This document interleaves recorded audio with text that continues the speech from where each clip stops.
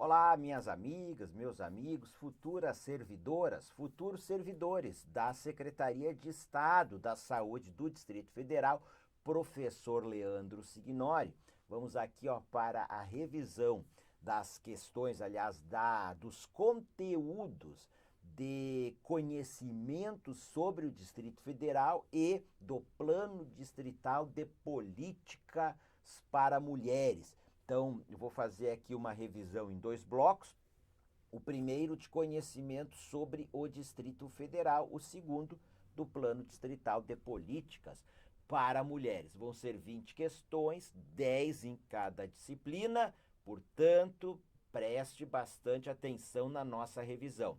Para nós podermos revisar mais conteúdos, eu optei por fazer uma revisão teórica, onde a gente consegue aí abarcar um conjunto maior de conteúdos, já que o número de questões, como eu disse para vocês, em cada matéria, em cada disciplina é expressivo, 10 questões em cada uma.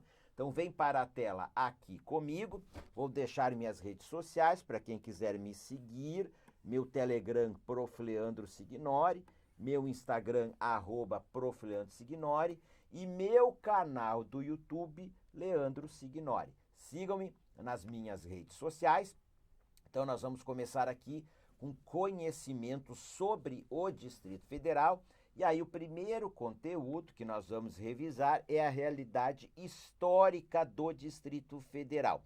Vamos lá, pessoal. Fatores que levaram à transferência da capital. A ideia de transferência da capital do litoral para o interior era uma ideia antiga, ela surge lá no período colonial, quando o Brasil ainda era uma colônia de Portugal. E o primeiro argumento, a primeira ideia aí que vai surgir com bastante força é a questão da segurança nacional. A capital litorânea era o Rio de Janeiro, capital litorânea. Ela ficava aqui, vulnerável ao ataque de uma força naval inimiga, de uma esquadra inimiga. Portanto, transferir a capital para o interior, certo? A interiorização do povoamento e do desenvolvimento e integração nacional, facilitação das comunicações e argumentos de ordem política. É tudo uma ideia só que se completa. Na verdade, a questão da segurança nacional e a questão da interiorização do povoamento, da exploração econômica, desenvolvimento econômico, integração nacional, enfim, facilitar as comunicações. Está tudo dentro de um conjunto, certo? Que eram essas as duas grandes teses dos defensores da mudança, tá? Dos mudancistas. A capital no interior, o interior largamente despovoado, o Brasil um país de população litorânea. Então você, claro, capital, centro político, você transfere ela para o interior, ela vai irradiar desenvolvimento para as regiões adjacentes, vai irradiar o povoamento, vai a sede do centro político do Brasil, vai estar mais próximas aí das capitanias e depois no Império das capitais das capitanias e no Império das capitais das províncias e na República das capitais dos estados, enfim, então essa integração nacional, ok? Então esta segunda ideia, essa segunda tese muito forte aí no período imperial e no período aí republicano. Eu coloquei mais dois argumentos que estão na literatura histórica do Distrito Federal, mas eu não vi ser cobrado em prova, né, até o presente momento. Afastar os governantes, a capital, da concentração de atividades e das pressões populares e as condições insalubres do Rio de Janeiro. Vejam que aqui já é mais no período aí republicano. Bom, o Rio de Janeiro, cidade grande, manifestações populares, protestos, uma série de confusões. Qualquer coisa gerava protesto, confusão no Rio de Janeiro. Então, vamos tirar aí os governantes comprometidos com as classes dominantes, com as elites, né, destas pressões populares. Vamos construir uma nova capital, onde eles fiquem aí mais isolados aí desse universo aí de pressões populares. E o Rio de Janeiro, bom, a revolta da vacina, olha só, grande agitação política, é, epidemia de febre amarela, então o Rio de Janeiro era surto, era epidemias, saneamento básico precário, condições insalubres, clima úmido, não era um clima salubre, saudável. Então o que diziam os mudancistas? O Rio de Janeiro não reúne nenhuma das condições, não reúne as condições para ser a capital do país.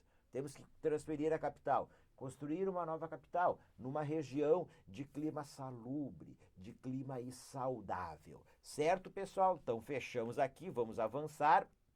No período colonial, em 1789, na Inconfidência Mineira, lembram do principal líder da Inconfidência Mineira, Tiradentes? Na Inconfidência Mineira, os Inconfidentes, eles defenderam a tese da mudança da capital do Rio de Janeiro para as Minas Gerais. Eles não consideravam correto que o centro político do Brasil não estivesse no centro econômico do Brasil. E o centro econômico do Brasil, na época, era as Minas Gerais, ciclo do ouro no Brasil. Eles propuseram que a capital fosse instalada em São João del Rei, Minas Gerais. Eu agora estou passando aqui, tá, os principais momentos do que eu defino como o ideário mudancista, né? Os principais momentos da defesa desta ideia da mudança da capital do Brasil do litoral para o interior. O Brasil se torna um país independente em 1822. Em 1823 vai ter uma reunião, a Assembleia Constituinte do Império Brasileiro, que foi dissolvida, né, pelo Dom Pedro I, né, dissolveu, e aí teve uma Constituição outorgada, mas ali nesta Assembleia Constituinte, José Bonifácio de Andrada e Silva, uma proeminente figura política do final do período colonial e do início do período imperial do Brasil independente. Ele que ficou conhecido como patriarca da independência. Ele apresentou um memorial perante esta Assembleia Constituinte, onde, entre outras propostas, ele propôs a mudança da capital do Brasil, do litoral para o interior, do Rio de Janeiro para as Minas Gerais, ali o interior habitado da época. Propôs que a nova capital fosse construída na comarca de Paracatu do Príncipe, em Minas Gerais, e sugeriu os nomes de Brasília ou Petrópole para a nova capital. Então, o nome Brasília surge com José Bonifácio de Andrada e Silva. Adiante, ainda no período imperial, entre os anos de 1839 a 1877, o historiador, diplomata, cientista, Francisco Adolfo de Varnhagen. Ele, em vários artigos que ele publicou, ele defendeu a ideia da mudança da capital, do litoral para o interior, inclusive em um livro muito utilizado pelos historiadores, um livro de história do Brasil que ele publicou à época. E ele, em 1877, vai consolidar estes artigos e vai publicar um livreto, A Questão da Capital, Marítima ou no Interior. E em 1877 ele vai fazer uma visita ao Planalto Central do Brasil, que era onde ele propunha, né, que fosse construída a nova capital, né? Vai fazer uma visita, então, esparsamente povoado, assim, um lugar grandemente desabitado. Só se chegava lá, enfim, por picadas, por trilhas, aí no lombo aí de animais. Não tinha estrada não para isso, tá? E aí ele vai fazer uma expedição, uma visita, e ele vai propor um local para a construção da nova capital. Um triângulo formado pelas Lagoas Feia, Formosa e Mestre Darmas, que fica aí na região aí tanto do Distrito Federal como no entorno do Distrito Federal. Joia, vamos avançar aqui. A mística, né, na construção da nova capital, Brasília, o sonho de Dom Bosco, 1883. O Dom Bosco, um sacerdote italiano, ele teve um sonho que foi associado a Brasília. Enfim, nesse sonho, ele falou aí da América do Sul, ele jamais visitou a América do Sul, certo? Então, esse sonho foi descrito, né, por um dos seus discípulos, e parte lá do trecho do sonho, ele dizia o seguinte: entre os graus 15 e 20, havia uma enseada bastante longa e bastante larga, que partia de um ponto onde se formava um lago. Disse então uma voz repetidamente: quando se vierem a escavar as minas escondidas no meio destes montes, aparecerá que a terra prometida, de onde jorará leite e mel, será uma riqueza inconcebível. Então, este sonho de Dom Bosco, ele é associado aí a Brasília, o lago que o sonho fala, aí seria aí o lago Paranoá, certo? Esse aspecto aí místico, épico da construção de Brasília. Vamos avançar aqui um pouco mais. O Brasil se torna uma república em 1889 e em 1891 a primeira Constituição do Brasil republicano, que lá no seu artigo 3º disse o seguinte: fica pertencendo à União, no Planalto Central, uma zona de 14.400 quilômetros quadrados, que será oportunamente demarcada para nela estabelecer-se a futura capital federal. Joia! Dando cumprimento a este dispositivo constitucional, o presidente da República à época, Floriano Peixoto, vai nomear uma comissão, a Comissão Exploradora do Planalto Central do Brasil, com a missão conhecida como Missão Cruz, certo? Com a missão de demarcar esta área de 14.400 quilômetros quadrados. Então, o Luiz Cruz, chefe do Observatório Astronômico do Rio de Janeiro, cientista, né, Rio de Janeiro, então capital do Brasil, vai chefiar uma missão aí de cientistas, de técnicos, de pessoal de apoio, que vai percorrer durante um período de 13 meses, 1892 e 1893, o Planalto Central do Brasil, e vai demarcar esta área aí de 14.400 quilômetros quadrados, conforme dispunha o artigo 3º da Constituição de 1891. Bom, a história é longa, várias décadas se passaram, o Brasil teve aí a ditadura de Getúlio Vargas, de 1937 a 1945, aí o Brasil se redemocratiza, eleições presidenciais, eleições parlamentares, e aí a elaboração de uma nova Constituição, a Constituição de 1946. E aí, esta Constituição voltou a tratar aí do tema. A Constituição de 1934 também tratou deste tema, certo? E aí a de 1946 voltou a tratar do tema da transferência da capital da União para o Planalto Central do Brasil. Então, vem para a tela aqui, artigo 4º, das disposições transitórias. A capital da União será transferida para o Planalto Central do país. Então, aí tu tem vários parágrafos, eu vou pegar aqui o parágrafo 1º, né? São 4 parágrafos, né? Parágrafo 1º, promulgado este ato, o presidente da República, dentro de 60 dias, nomeará uma comissão de técnicos de reconhecido valor para proceder ao estudo da localização da nova capital. Joia! O que faz o presidente da República à época? Eurico Gaspar Dutra nomeia esta comissão. Foi a Comissão de Estudos para a Localização da Nova Capital do Brasil, que ela foi chefiada pelo general Djalma Poli Coelho. Por isso ela ficou conhecida como Missão ou Comissão Poli Coelho. Então trabalhou durante 2 anos, 1946 a 1948, apresentou o seu relatório. Este relatório foi submetido ao Congresso Nacional, conforme estabeleceu a Constituição de 1946, que dizia que o Congresso Nacional iria deliberar sobre a data da mudança da capital, né? E iria apreciar os estudos e deliberar sobre a data da mudança da capital. Bom, só que o Congresso Nacional ficou anos analisando este relatório.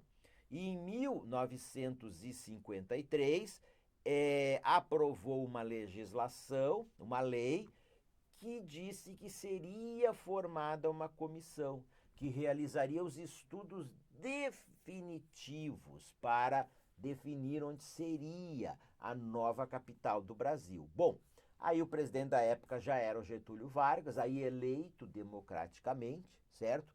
Não lá na Revolução de 1930, né, onde ele foi derrotado, mas tomaram o poder aí por meio de um golpe de Estado, né? Os revolucionários de 1930, e depois nós tivemos ali o Estado Novo, né? A ditadura de Getúlio Vargas. Mas o que faz o Getúlio Vargas? Ele institui, tá? A Comissão de Localização da nova capital federal. Essa comissão ela foi presidida em um primeiro momento pelo general Aguinaldo Caiado de Castro, depois com o suicídio do Getúlio Vargas, vai assumir um presidente interino no Brasil, né?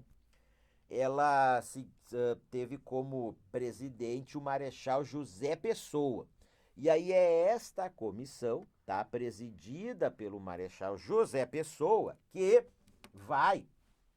esta comissão que vai escolher o local definitivo de construção da nova capital do Brasil. Ela vai escolher aí, entre vários sítios indicados, o sítio Castanho. Adiante aqui, bom, aí a história vai se seguir. Nós vamos ter eleições presidenciais em 1955, vai ser eleito presidente Juscelino Kubitschek. Ele, na sua campanha, defendeu a mudança da capital do Brasil para o Planalto Central do Brasil. Já como presidente, ele vai encaminhar um projeto de lei que vai se transformar em lei, vai ser aprovado pelo Congresso Nacional e que, entre outras coisas, vai criar a Companhia Urbanizadora da Nova Capital, a Nova Cap, que ela ficou responsável, tá? A Nova Cap, ela ficou responsável pela construção de Brasília e nos seus diversos aspectos. Teve como presidente Israel Pinheiro, que depois foi o primeiro prefeito do Distrito Federal. Foi realizado um concurso, o concurso para o Plano Piloto de Brasília. Saiu-se vencedor deste concurso o arquiteto e urbanista Lúcio Costa, que foi o responsável pelo projeto urbanístico. Os projetos arquitetônicos já estava decidido quem ia elaborar esses projetos. Eles foram elaborados pelo arquiteto Oscar Niemeyer. As edificações, Palácio do Planalto, Palácio da Alvorada, os prédios da Esplanada dos Ministérios, os prédios ali residenciais, enfim, os diversos monumentos arquitetônicos de Brasília. Para a construção de Brasília, acorreram ao Distrito Federal dezenas de milhares de trabalhadores de todas as regiões do Brasil. A maioria veio da região Nordeste e eles ficaram conhecidos como candangos, como os candangos. O Juscelino Kubitschek, ele tinha um plano de metas, certo? Ele apresentou durante a campanha. Inicialmente esse seu plano tinha 30 metas, mas já no início da campanha ele inclui mais uma meta, a 31ª meta, que era a construção da nova capital, que ele disse que era a meta síntese do seu plano aí de metas. Era um plano em diversas áreas, visando o desenvolvimentismo do Brasil. 5 grandes áreas: energia, transportes, educação, agricultura e industrialização. Joia? Vamos seguir com a revisão de conhecimento sobre o Distrito Federal. Vamos agora revisar a realidade política, urbana, étnica, social, geográfica e econômica do Distrito Federal. Vem para a tela aqui comigo. Vamos lá. Então, primeiramente, a organização do Distrito Federal. O que diz a Constituição Federal? Artigo 1º. A República Federativa do Brasil será formada pela união indissolúvel dos estados do Distrito Federal e dos municípios. Então, o Distrito Federal é um ente da federação. Ele não é estado e ele não é município, ele é o Distrito Federal. No Distrito Federal fica o quê? Brasília, a capital federal. Então, o Distrito Federal, ele se organiza, certo? Em regiões administrativas. Pode aparecer na prova, ele se divide em regiões administrativas. Mas o Distrito Federal, por força do artigo 32 da Constituição Federal, ele não pode ser dividido em municípios, certo? Então ele se organiza em regiões administrativas para fim da gestão regional do seu território e da prestação aí dos serviços públicos aí no Distrito Federal. Então nós temos 33 regiões administrativas, as RAs. As duas últimas foram criadas no governo do atual governador do Distrito Federal, Ibanez Rocha Júnior, a região administrativa 32, Sol Nascente Porto Sol, que ela foi desmembrada da região administrativa de Ceilândia, a mais populosa do Distrito Federal, e a região administrativa 33, Arniqueira, que foi desmembrada da região administrativa 20, Águas Claras. Bom, a população do Distrito Federal ela cresceu muito rapidamente ao longo das décadas.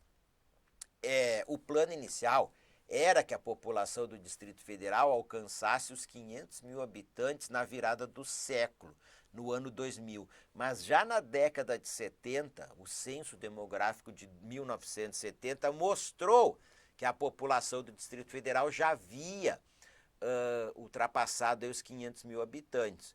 O Distrito Federal chega a 2020 com mais de 3 milhões de habitantes. Então, sua população cresceu muito rapidamente, fundamentalmente em função do que? Migrações para o Distrito Federal. Pessoas migrando, buscando trabalho, geração de renda, enfim, concursos públicos no Distrito Federal, setor de apoio, setor privado. Então, as áreas urbanas, elas cresceram muito rapidamente no Distrito Federal. Naquela ideia inicial de polinucleamento. Então, você tinha o plano piloto de Brasília e aí você tinha as cidades satélites, Gama, Guará, Taguatinga, Ceilândia, Sobradinho, Braslândia, Planaltina, enfim. Então, vários núcleos habitacionais dispersos. Mas as áreas urbanas foram crescendo e nós temos hoje o quê? Nós temos uma conurbação no Distrito Federal. Professor, o que é isso? Que é uma mancha urbana aí contínua, pessoal. Que as áreas urbanas, as manchas urbanas, as malhas urbanas se encontram nas cidades das regiões administrativas. É só nós vermos, né? Plano Piloto, Lago Norte, Lago Sul, Cruzeiro, Sudoeste Octogonal, Guará, Taguatinga, Samambaia, Ceilândia, Sobradinho 2. A gente vai ver que nós temos uma mancha urbana contínua aí, conurbada, fisicamente integrada e funcionalmente aí muito integrada, joia? Então, foi uma expansão urbana muito rápida, desordenada. Por quê? Porque o poder público não teve condições de coordenar todo esse crescimento. Então, muitos loteamentos clandestinos, loteamentos irregulares, ocupação de áreas de preservação permanente, de áreas de grande sensibilidade ambiental, enfim. E também um crescimento urbano desigual, característico da urbanização brasileira, onde ali no núcleo central, plano piloto, ali as regiões administrativas próximas, né, Lago Norte, Lago Sul, Sudoeste Octogonal, Parque Way. Então, um núcleo de população de alta renda, de média alta renda. E indo, quanto mais se afasta, mais vai diminuindo a renda. Então, uma segregação espacial no território, uma periferização espacial, socioespacial.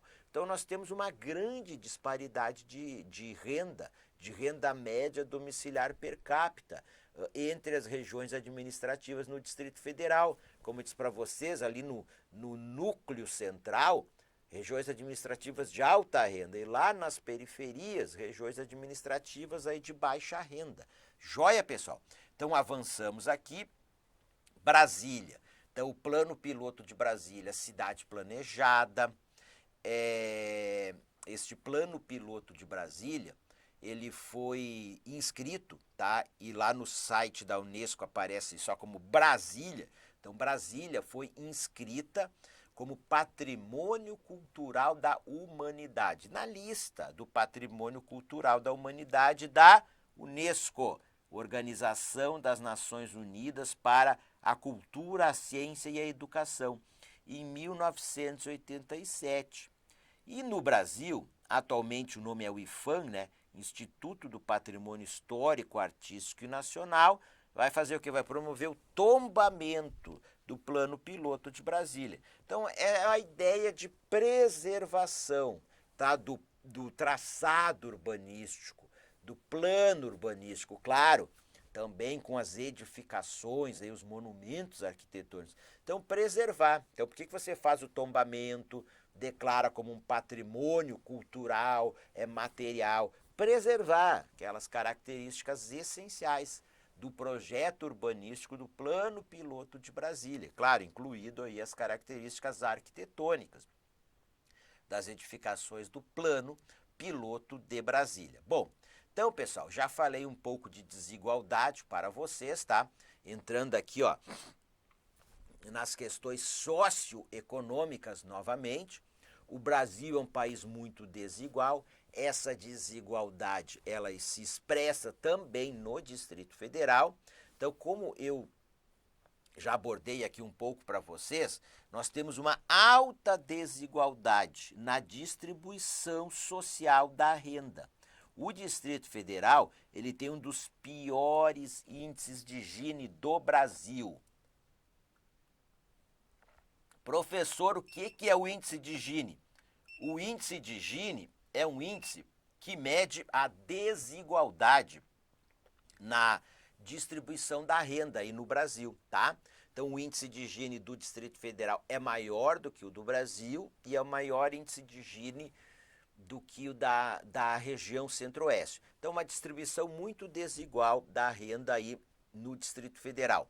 Agora, nós temos no Distrito Federal a maior renda média domiciliar per capita e o maior PIB per capita do Brasil. Claro, comparando com os estados aí brasileiros.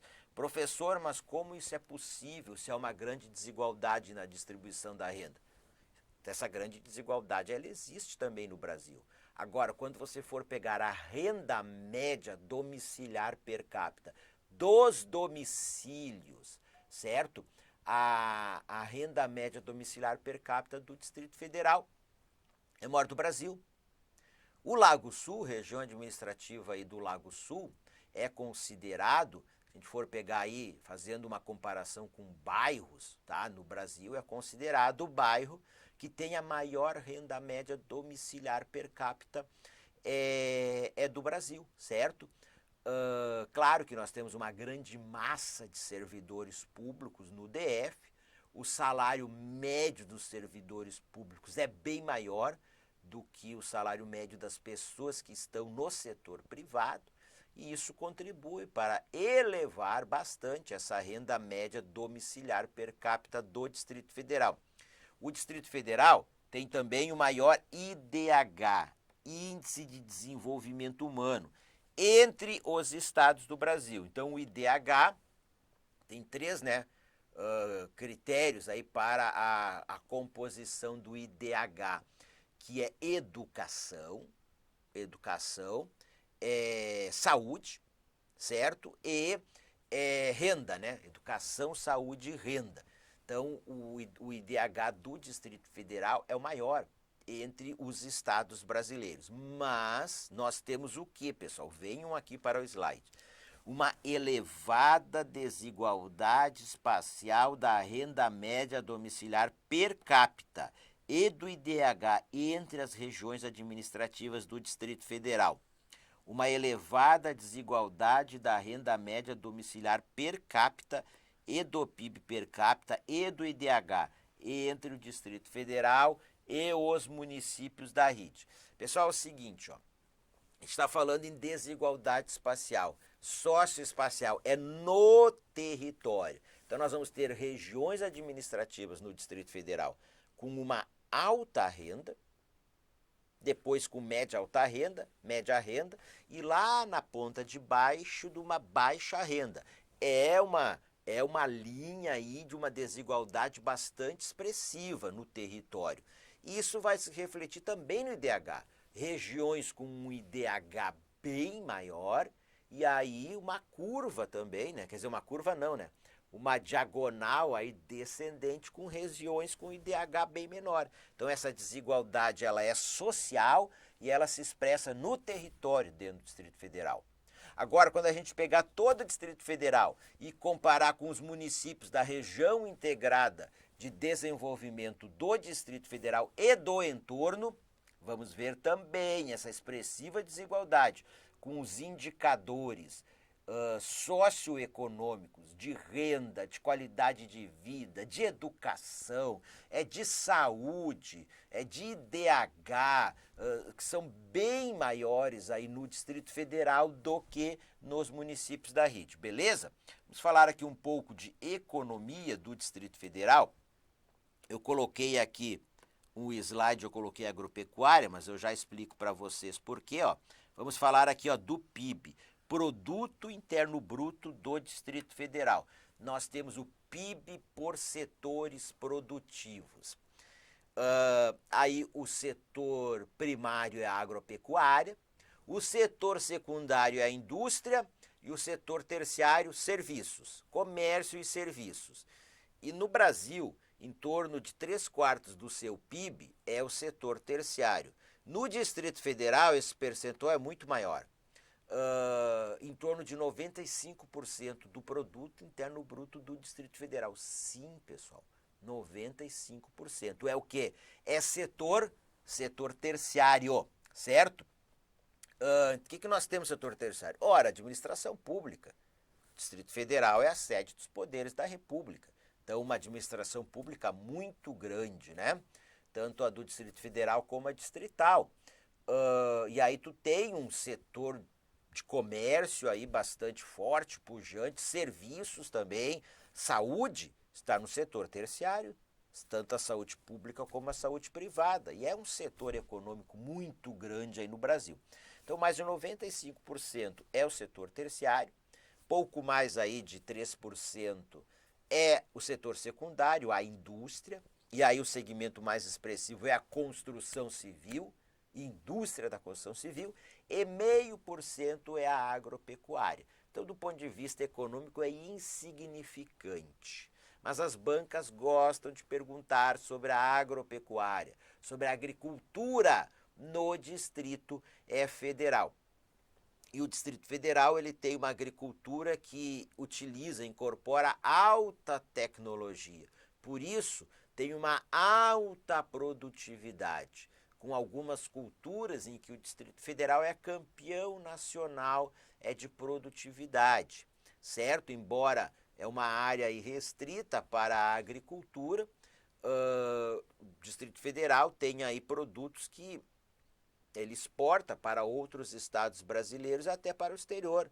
Então, grande produtor de soja, grande produtor aí de milho, é um grande produtor de frutas, de verduras, enfim, de hortaliças, de legumes, aí, de frutas. Agora, o Distrito Federal não é autossuficiente, né? Na produção de tudo que ele necessita, né? Ele vai exportar produtos agrícolas, mas também vai importar, né? De outros estados e até do exterior. Joia, pessoal? Falando aqui da economia do Distrito Federal, vamos falar aqui de aspectos da geografia física do Distrito Federal. Vamos começar com a hidrografia. Se você ainda está em dúvida sobre o conceito de bacia hidrográfica, revisa este conceito de bacia hidrográfica, tá? Certo? Vai na internet que tem ali, ok? Então vamos lá. Aqui é o mapa hidrográfico do Distrito Federal. Nós temos as regiões das bacias hidrográficas no Brasil. E o território do Distrito Federal está inserido em 3 grandes regiões hidrográficas, ou regiões das bacias hidrográficas, ou até em 3 grandes bacias hidrográficas brasileiras: Tocantins, Araguaia, São Francisco e Paraná. Aí nós temos a divisão das bacias hidrográficas no Distrito Federal. E estas bacias hidrográficas do Distrito Federal estão inseridas em bacias hidrográficas maiores, que são essas 3 grandes bacias hidrográficas brasileiras. Então, vem para a tela. Então, a bacia hidrográfica do Maranhão, do Rio Maranhão, ela está dentro da região hidrográfica do Tocantins-Araguaia. Todas as águas dessa bacia hidrográfica, elas têm como destino o rio aí Tocantins e Araguaia. Depois nós temos aqui, ó, a bacia hidrográfica do Rio Preto, de grande produção agrícola. Ela está dentro do quê? Da bacia hidrográfica de São Francisco. Todas as águas dessa bacia hidrográfica, elas vão desaguar para onde? Lá no final, no Rio São Francisco, joia? E aí é do Paraná, que é de maior área territorial no Distrito Federal. Então veja, nós temos aqui o Rio São Bartolomeu, a bacia hidrográfica do São Bartolomeu, a de maior área territorial no Distrito Federal. Nós temos aqui a do Lago Paranoá, ok? De grande adensamento urbano. Então nós temos o Lago Paranoá. Aqui nós vemos o Lago de Santa Maria, é uma represa artificial, Lago de Santa Maria, represa de Santa Maria, no Parque Nacional de Brasília, que é uma importante fonte de abastecimento de água do Distrito Federal. Aqui nós temos o que? A represa do Descoberto, que ela fica onde? Ó, na bacia hidrográfica do Rio Descoberto. Então, São Bartolomeu, Lago Paranoá, Rio Descoberto, bacia hidrográfica do Rio Corumbá e do Rio São Marcos, a de menor área territorial no Distrito Federal. As águas destas bacias hidrográficas, elas fazem parte da região da bacia hidrográfica do Paraná. Então, dentro do Distrito Federal, eu já falei aqui, ó, eu marquei ali o Rio Descoberto, a represa do Descoberto, na divisa com o estado de Goiás, principal fonte de abastecimento de água do Distrito Federal. Aí nós temos depois a do Santa Maria, e eu já na sequência vou falar para vocês do Sistema Produtor de Água de Corumbá 4. E o Lago Paranoá, que em função da crise hídrica que nós tivemos no DF em 2016, 2017, ali se implantou uma estação de tratamento de água, que também fornece água para o Distrito Federal. Joia, professor. Adiante. Clima do Distrito Federal. Pessoal, clima tropical semiúmido. Lá na sua prova, pode aparecer como clima tropical, tá certo? Tropical típico, está certo. Por que aqui está tropical semiúmido? Porque ele tem uma sazonalidade bem marcada, com uma estação chuvosa e uma estação seca. Então, nós não temos chuvas regulares ao longo de todo o ano, por isso tropical semiúmido, com um verão quente e chuvoso, de outubro a abril, certo? Onde ocorre grande parte das chuvas anuais no Distrito Federal, e um inverno frio e seco, certo? De maio a setembro, onde as chuvas são raras, que é aí a estação seca. Então, certo? Então, nós temos ali uma sazonalidade bem marcada no clima do Distrito Federal. Joia, fechamos aqui. Nós temos também uma classificação climática de Köppen. Esta que eu mostrei para vocês é a classificação climática de Strahler, que é basicamente a que é cobrada em prova. Nós vamos ver aqui a de Köppen também. A classificação climática de Köppen, claro, características de clima tropical. Só que ele subdivide o clima do Distrito Federal conforme a altitude. Então, tu tem o tropical, AW, na classificação de Köppen, o tropical de altitude 1, CWA, e o tropical de altitude 2, CWB, ok? Então, aí conforme as cotas de altitude na classificação de Köppen. Na literatura do Köppen também se encontra a denominação do clima do Distrito Federal como tropical de savana e temperado chuvoso de verão. Então vejam só para vocês, pessoal, qual que é a vegetação do Distrito Federal? Cerrado. O Distrito Federal está no bioma cerrado. A vegetação de cerrado, nos biomas mundiais, ela é uma vegetação de bioma de savana.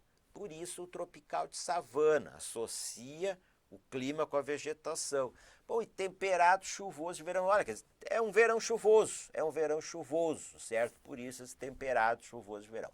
Mas é isso aí, tá, pessoal? Tropical, aí vai ter variações, porque está numa região, está entre os trópicos, região tropical ou intertropical do planeta Terra, e essa característica aí de verão chuvoso e de inverno seco. Fechamos.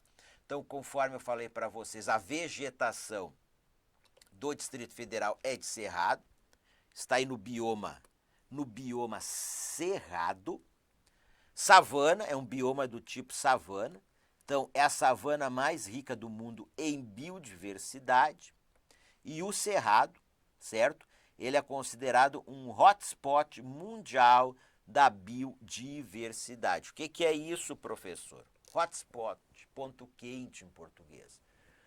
São biomas que têm uma grande biodiversidade, um grande endemismo, espécies da flora e da fauna que só existem neste bioma. É muito rico em diversidade o bioma cerrado. Mas então, hotspot, então são biomas que estão aí muito ameaçados de extinção. No Brasil nós temos 2 hotspots mundiais da biodiversidade, o Cerrado e a Mata Atlântica. E o Cerrado é o principal polo da expansão da agropecuária no Brasil, que também se expandiu dentro do Distrito Federal. E no DF, o Cerrado ele está bastante desmatado, mais da metade da área de Cerrado já foi desmatada. Em função o quê? Da expansão urbana, certo? As áreas urbanas vão crescendo, vão desmatando a vegetação nativa. E da expansão da agropecuária no Distrito Federal. Nós temos muitas unidades de conservação no Distrito Federal destinadas à conservação da natureza. Vou destacar aqui 2 para vocês, 2 unidades de conservação da natureza de proteção integral.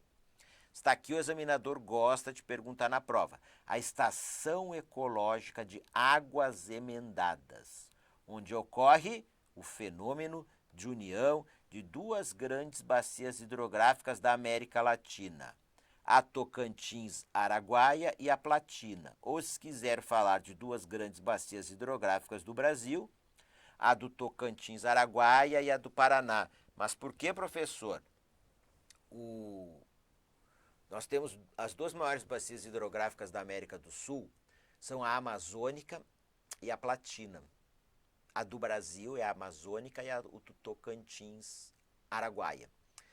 E a Bacia Platina, sua área territorial está no Brasil e em outros países também, não só no Brasil. E o Rio Paraná está na Bacia Platina. Então, todas essas águas do Paraná, de todos os afluentes, subafluentes, rios formadores, elas vão desaguar aonde? No Rio da Prata ou no estuário da Prata, onde você tem de um lado Buenos Aires e do outro Montevidéu. Então, Bacia Platina. Joia, pessoal? E outra unidade de conservação da natureza muito importante no Distrito Federal é o Parque Nacional de Brasília, também conhecido como água mineral. Por quê, professor? Porque nós temos ali uma pequena parte do Parque Nacional de Brasília destinada ao lazer, onde você tem piscinas que são abastecidas por fontes de água mineral, tá? Então, por isso aí, Parque Nacional de Brasília, localizado no Distrito Federal, e uma pequena parte dele está ali no município goiano de São Bernardo. Joia? Então, fechamos aqui. Deixa eu avançar acho que tem alguns slides repetidos. Esse aqui está repetido, este também, mas não tem problema. Agora aqui está abastecimento de água no Distrito Federal. Então, como eu disse para vocês, nós temos represas, construídas aí em cursos d'água, então são lagos artificiais, não são naturais. Então o do Descoberto, no Rio Descoberto, na divisa com o estado de Goiás, a de Santa Maria, que fica no Parque Nacional de Brasília, na região administrativa 1, plano piloto de Brasília, e a do Lago Paranoá. Joia? Bom, mas agora em 2022 entrou em operação o Sistema Produtor de Água de Corumbá 4, que nós temos em vários municípios goianos um lago artificial, que é o da represa da usina hidroelétrica de Corumbá 4, que fica no Rio Corumbá. Esta represa ela fica no município de Lusiânia, no entorno do Distrito Federal. E ali nesta represa é feita a captação de água, que é transportada para estações de tratamento de água da CAESB, do Distrito Federal, e da Saneago, de Goiás, certo? Dentro de um consórcio, uma construção aí conjunta, um exemplo de articulação da ação administrativa na RID, que nós já vamos falar na sequência, certo? Então já entrou em operação, quando estiver em pleno funcionamento, vai fornecer água para centenas de milhares de pessoas no Distrito Federal. Então uma obra que se iniciou no início do século XXI, era para estar pronta aí ainda na primeira década do século XXI, sua construção atrasou mais de uma década, teve paralisações, mudanças no projeto, superfaturamento, corrupção, mas enfim, foi concluída em 2022. Então o examinador pode perguntar algo aí sobre isso, já está em operação, tá? O Sistema Produtor de Água de Corumbá 4, mais uma fonte para o abastecimento de água da população do Distrito Federal. Eu a coloquei até aqui, né, duas figuras, né, uma mostrando a estação de captação, né, de água de Corumbá 4 e a outra aqui mostrando, né, o caminho, né, todo este sistema aí produtor de água. Joia? Então fechamos aqui, vamos para a revisão do último tópico de conhecimento sobre o Distrito Federal, que é da RID, Região Integrada de Desenvolvimento do Distrito Federal e do entorno. A primeira RID criada no Brasil. Ela foi criada em 1998 pela Lei Complementar Federal número 94 de 1998. Então qual que é a ideia da RID? Por meio aí de políticas públicas, reduzir as desigualdades regionais existentes entre o Distrito Federal e os municípios integrantes da RID. Reduzir as desigualdades socioeconômicas. Nós estamos falando tudo da mesma coisa, tá? Mas com termos aí diferentes. Dinamização da economia aí regional. Então a RID, conforme lá o seu artigo 1º, ela foi criada, artigo 1º da Lei Complementar número 94 de 1998, criada para efeitos da articulação da ação administrativa da União, dos estados de Goiás e Minas Gerais e do Distrito Federal. Então, estes entes federados, por meio de políticas públicas, eles articulam a sua ação administrativa em prol da execução de políticas públicas que diminuam estas desigualdades socioeconômicas. Joia? Então, quando ela foi criada, ela era composta pelo Distrito Federal, 19 municípios de Goiás e 2 do Distrito Federal. E em 2018 ela foi ampliada. Foram acrescidos mais 12 novos municípios. 9 sendo 10 de Goiás e 2 de Minas Gerais. Então, qual que é a atual composição da RID atualmente? Distrito Federal, 29 municípios de Goiás e 4 municípios de Minas Gerais. Distrito Federal e 33 municípios, goianos e mineiros. Então, a ideia da RID é essa, tá? É desenvolver políticas públicas para a redução das desigualdades regional, articular a ação administrativa para serviços públicos de interesse comum da RID. Um exemplo, saúde. Nós sabemos que a saúde no Distrito Federal, ela tem uma infraestrutura melhor, certo? Ela tem um serviço melhor, ela tem uma capacidade de melhor atender os usuários do sistema público de saúde. Sabemos que principalmente nos municípios goianos próximos ao Distrito Federal, certo? Na divisa, muitos dos que necessitam serviços de saúde, eles buscam aonde? Em unidades de saúde do Distrito Federal. Então, essa ideia da articulação da ação administrativa é desenvolver políticas públicas que melhorem o sistema de saúde nos municípios do entorno, evitando que, se forem aí para um atendimento básico de saúde, tenha que se vir ao Distrito Federal.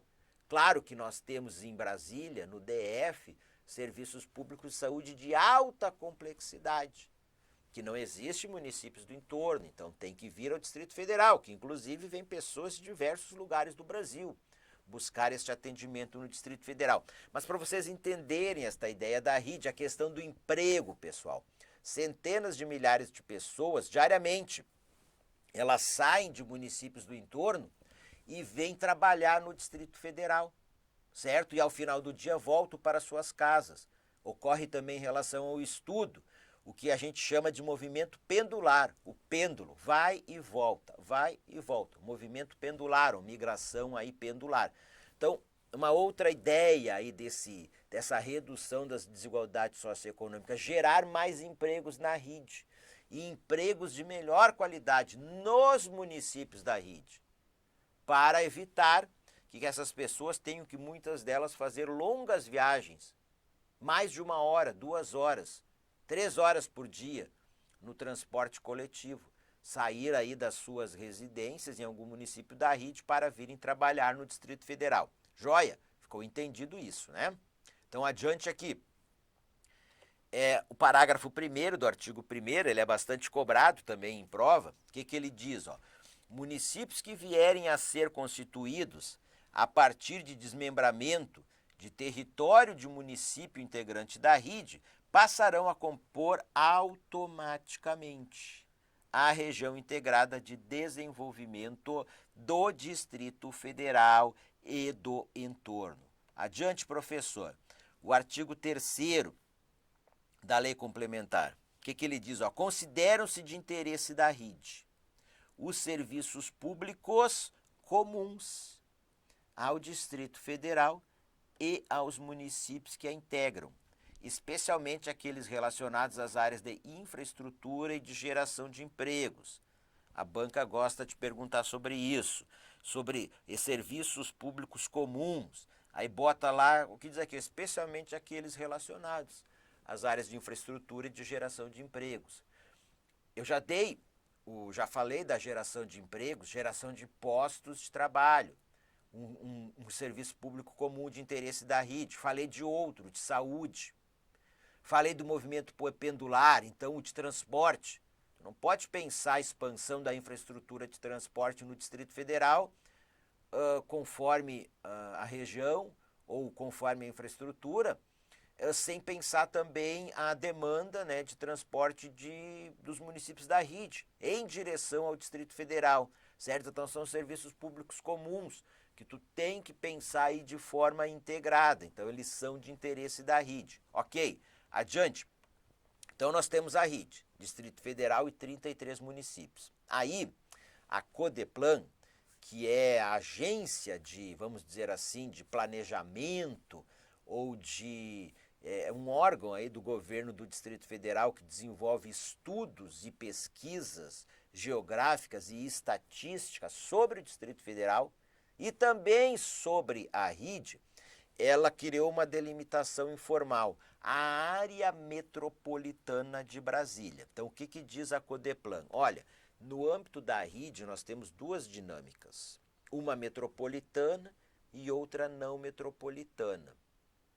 E esta dinâmica metropolitana, tu tem um intenso fluxo de pessoas, de mercadorias, de informações, de serviços, certo? Diariamente, uma grande integração. entre o Distrito Federal e 12 municípios goianos próximos, que eu vou deixar aqui no slide para vocês podem ler esse slide, que aí se denomina do que? Da área metropolitana de Brasília. Então, com os outros municípios, a integração é menor. Então, pessoal, só para dar um exemplo, a gente pegar alguns municípios, ó, Águas Lindas de Goiás, Valparaíso de Goiás, Cidade Ocidental, Novo Gama, vou pegar só esses 4, Valparaíso de Goiás, já falei, né? Então, mais da metade da população ocupada desses municípios, ela não trabalha nos municípios, ela trabalha no Distrito Federal.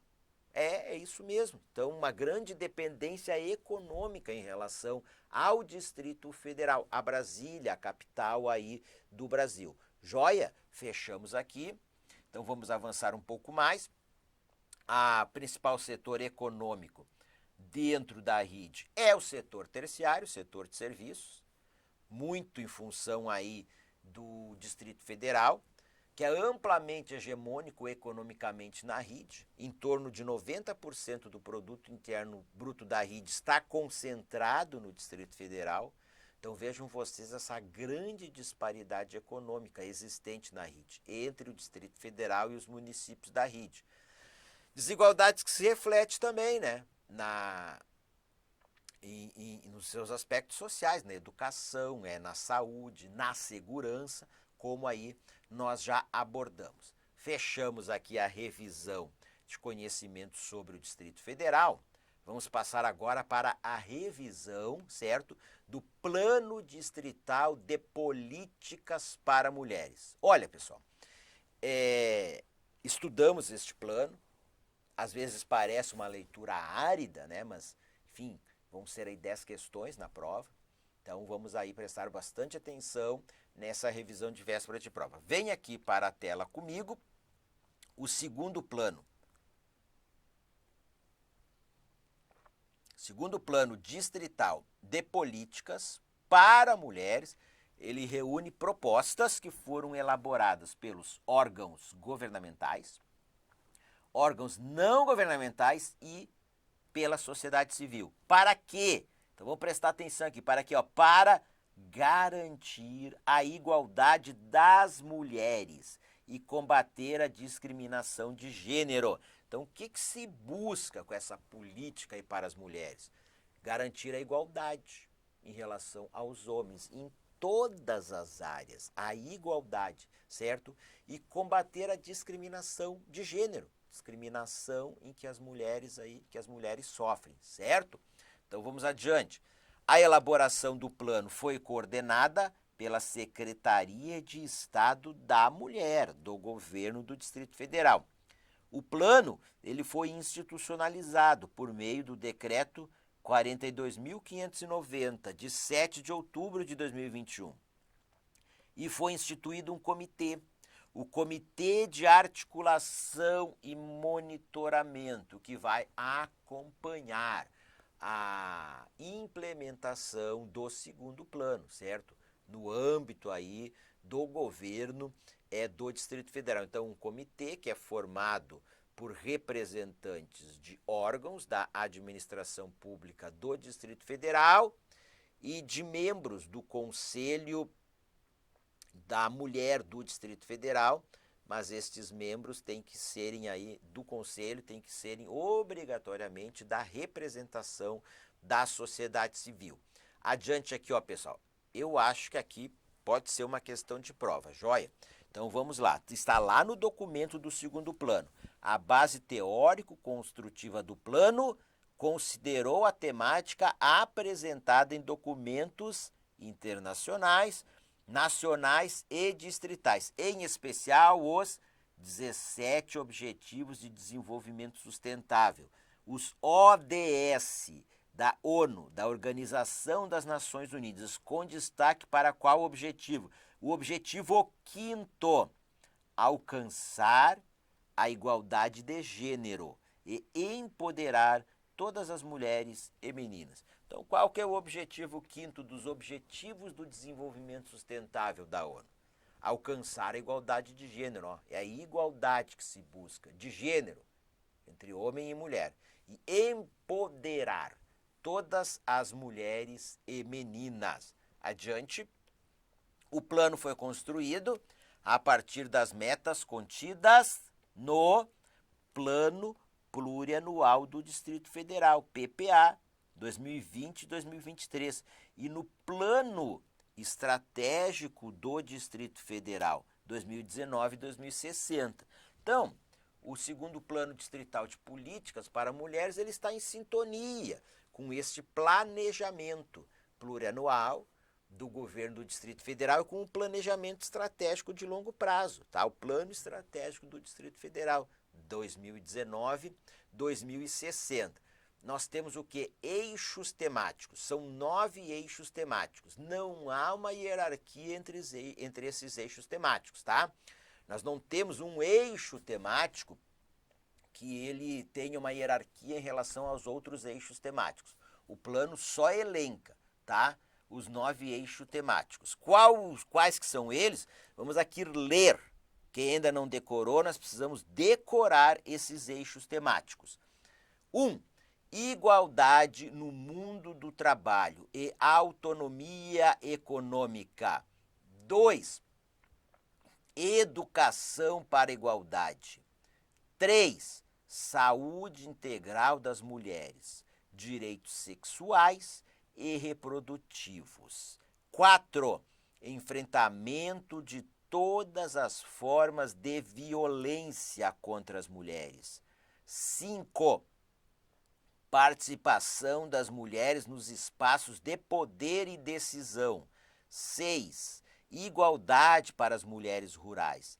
7. Cultura, esporte, comunicação e mídia. 8.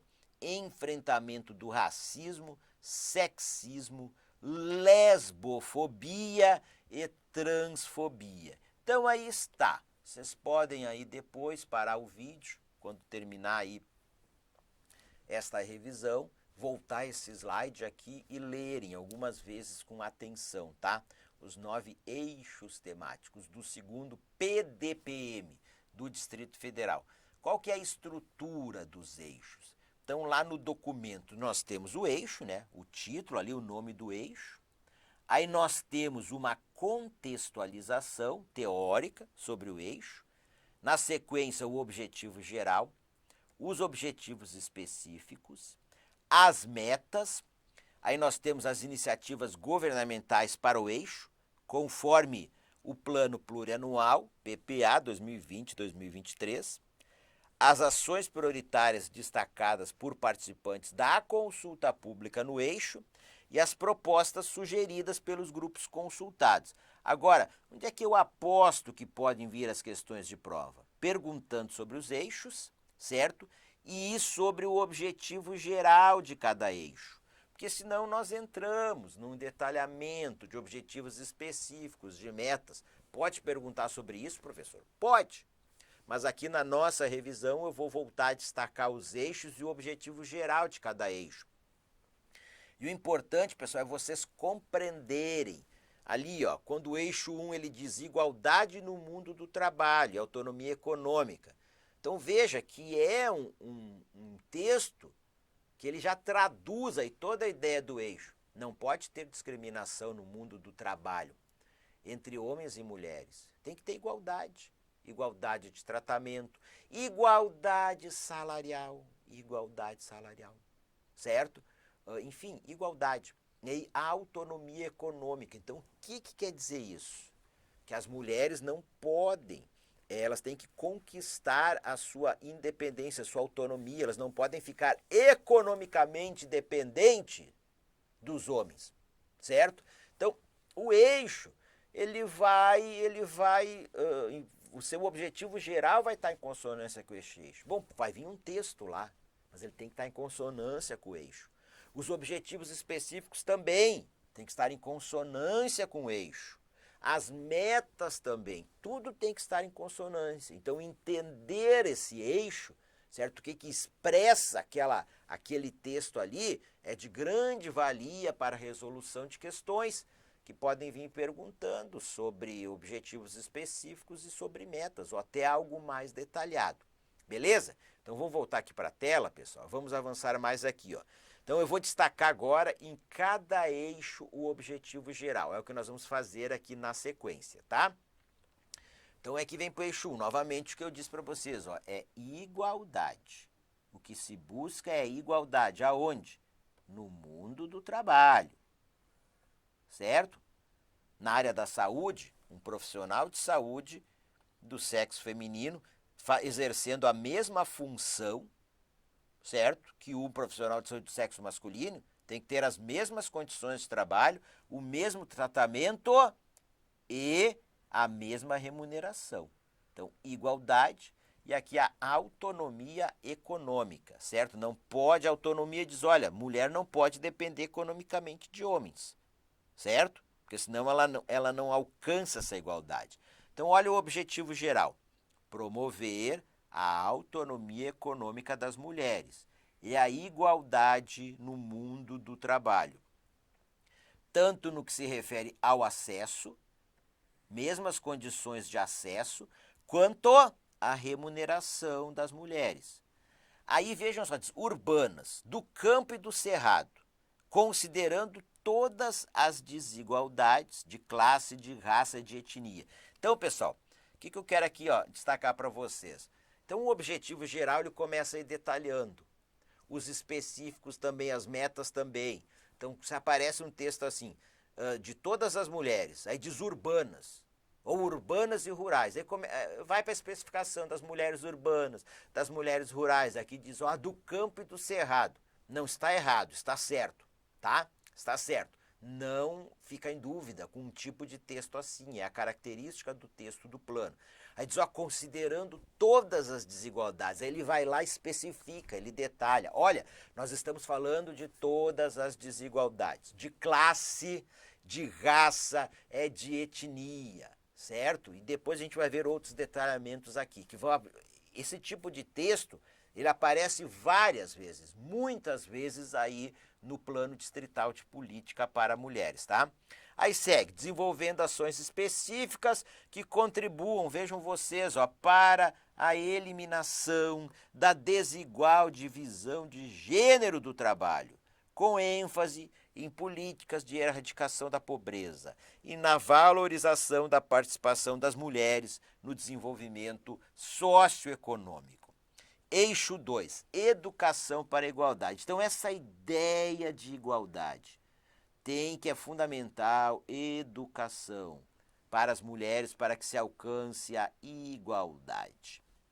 Contribuir para a redução da desigualdade de gênero e para o enfrentamento do preconceito e da discriminação étnico-racial, religiosa, geracional, por orientação sexual e por identidade de gênero, por meio da formação de gestoras, profissionais da educação e estudantes, em todos os níveis e modalidades de ensino.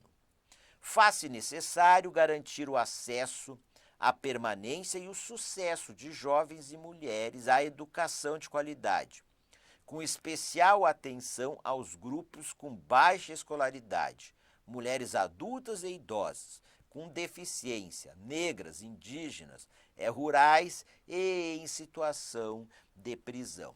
Então vejam vocês novamente, olha, ele começa a detalhar, o preconceito e a discriminação étnico-racial, religiosa, geracional, por orientação sexual e por identidade de gênero. Então, o que quer dizer para vocês aqui? Aparece um texto longo, mas olha, tem alguma pegadinha aqui. Não, não tem pegadinha, tá? É isso mesmo. E aí, claro que se a banca coloca lá, que ela diz, olha, é objetivo geral do eixo educação para a igualdade, promover a autonomia econômica das mulheres e a igualdade no mundo do trabalho. Não, né? Não tem a relação com a educação. Então, a gente pode ter questões assim. Certo, pessoal? Então, como eu disse, eu estou pegando o objetivo geral, porque eu estou querendo que vocês entendam a lógica textual, que isso facilita muito aí, e a correlação entre o eixo e o que está descrito no objetivo geral, que é o que vai estar com um detalhamento maior no objetivo específico e depois as metas, certo? E facilita a resolução de questões, senão fica algo muito árido aí, muito teórico, tá bom? Então fechamos aqui o eixo 2, olha o eixo 3, relacionado ao trabalho de vocês, tá, secretária? Diretamente relacionado, não que os outros não estejam. Todos têm relação com a saúde, mas aqui tem uma relação central com a saúde. Saúde integral das mulheres, direitos sexuais e reprodutivos. Então, qual é que é o eixo 3, pessoal? Saúde integral das mulheres, direitos sexuais e reprodutivos. Então, venham aqui, ó, assegurar o direito à saúde integral, sexual e reprodutiva das mulheres, promovendo a vida com qualidade, com equidade e direitos, por meio da implementação de estratégias para a qualificação e acesso a todas as ações de saúde, sem discriminação de qualquer espécie, resguardadas, olhem os detalhamentos, pessoal, as identidades e especificidades de raça, de etnia, de geração, classe social, orientação sexual, identidade de gênero e deficiência. Tranquilo? Eu não estou aqui abordando os conceitos porque a banca deu a bibliografia, segundo o Plano Distrital de Políticas para Mulheres. Ela deu a bibliografia e aí, que é a bibliografia oficial para ser estudada, estava o link lá, e ali o documento do segundo plano, ele não traz ali um glossário de conceitos. Claro que vocês são da área da saúde, vocês sabem o que é saúde integral, ok? Equidade. Então, olha, o que é equidade? Então, o documento do plano não traz estes conceitos. Por isso que eu acho que vai ser uma cobrança aí de texto de lei, não é o caso aqui de lei seca, né? Vai ser uma cobrança aí da literalidade do texto do Plano Distrital de Políticas para Mulheres. Eixo 4. Enfrentamento de todas as formas de violência contra as mulheres. Olha só, é enfrentar o que? É todas as formas de violência contra as mulheres. Então, objetivo geral, estabelecer princípios, diretrizes, projetos e políticas de prevenção e combate à violência contra as mulheres, assim como de assistência e garantia de direito às mulheres em situação de violência, conforme normas e instrumentos internacionais de direitos humanos e legislação nacional e distrital. Então, combater a violência, prevenir para que não essa violência contra as mulheres ela não se efetive, não se processe. Agora, onde houve essa situação de violência, garantir assistência à mulher, assistência necessária na saúde, na assistência social, no amparo, econômica, jurídica aí contra aí os infratores, então assistência, acolhimento, abrigamento, então assim como de assistência e garantir os direitos que mulheres em situação de violência têm, nos termos aí do que diz aqui, ó, das normas e instrumentos internacionais, dos direitos humanos e da legislação nacional brasileira e legislação distrital do Distrito Federal. Eixo 5. Participação das mulheres nos espaços de poder e decisão. Há uma série de estudos, a realidade mostra, os exemplos práticos estão aí, que esses espaços de poder, de decisão, nos órgãos públicos, na política brasileira, até no setor privado, também, grandemente dominado por homens. Então, para ampliar a participação de mulheres nesses espaços de poder e decisão. É só olharmos quantas ministras mulheres nós temos no governo federal. Quantas secretárias mulheres nós temos no governo do Distrito Federal? Quantas senadoras? quantas deputadas federais, quantas deputadas distritais. Então é um universo largamente dominado pelos homens, pelo público masculino. Então o que se busca neste eixo temático? Participação das mulheres nos espaços de poder e decisão. Vem para a tela aqui, ó. Fomentar e fortalecer, ó, a participação igualitária. Aquela ideia das mulheres, da igualdade, certo? Da paridade entre mulheres e homens nos espaços de poder e decisão. Fomentar e fortalecer a participação igualitária, plural e multirracial das mulheres nos espaços de poder e decisão por meio da promoção de mudanças culturais, legislativas e institucionais que contribuam para a construção de valores e atitudes equânimes e democráticas na implementação de políticas de igualdade de gênero. Então, pessoal, plural, certo? Enfim, diversas classes sociais, níveis culturais, multirracial, brancos, pretos, pardos, amarelos, indígenas, multirracial. Então tem que promover mudanças culturais. Sobretudo tem que mudar essa cultura do patriarcado, do machismo. Legislativas, garantir por meio de legislação uma participação igualitária das mulheres, certo? Legislativas e institucionais, garantir por normas, pela legislação, essa participação das mulheres nos espaços de poder e decisão de forma igualitária. Eixo 6, igualdade para as mulheres rurais. Então, um eixo específico para as mulheres rurais. Não tem um eixo específico para as mulheres urbanas, tá legal, pessoal? Então, olha só, promover o direito das mulheres à vida com qualidade no meio rural, respeitando suas especificidades e garantindo acesso a bens, equipamentos e serviços públicos, em especial no acesso à terra e ao desenvolvimento rural sustentável. Eixo 7, cultura, esporte, comunicação e mídia. Então, qual que é o objetivo geral?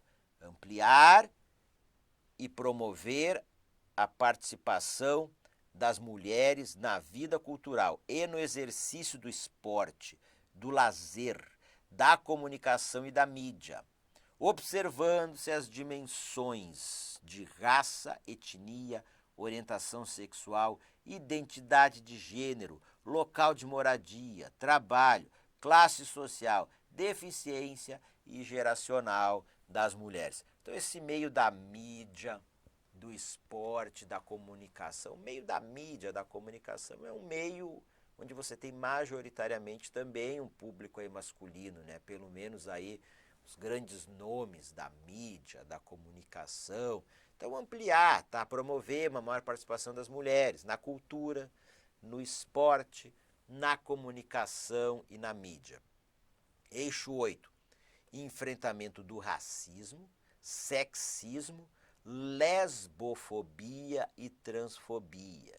Então, instituir políticas, programas e ações de enfrentamento do racismo, do sexismo, da lesbofobia e da transfobia, a fim de garantir a equidade. Pessoal, equidade e igualdade, tá? Por intermédio da incorporação da perspectiva de raça, etnia e orientação sexual nas políticas direcionadas às mulheres. 9.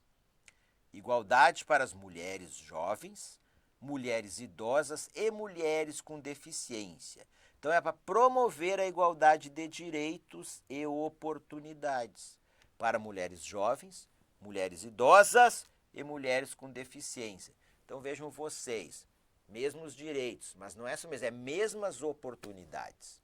Não é só direito, você tem que ter oportunidades iguais também para buscar lá o que visa o plano distrital de políticas para mulheres, que aqui está, ó, garantir a igualdade das mulheres e combater a discriminação de gênero.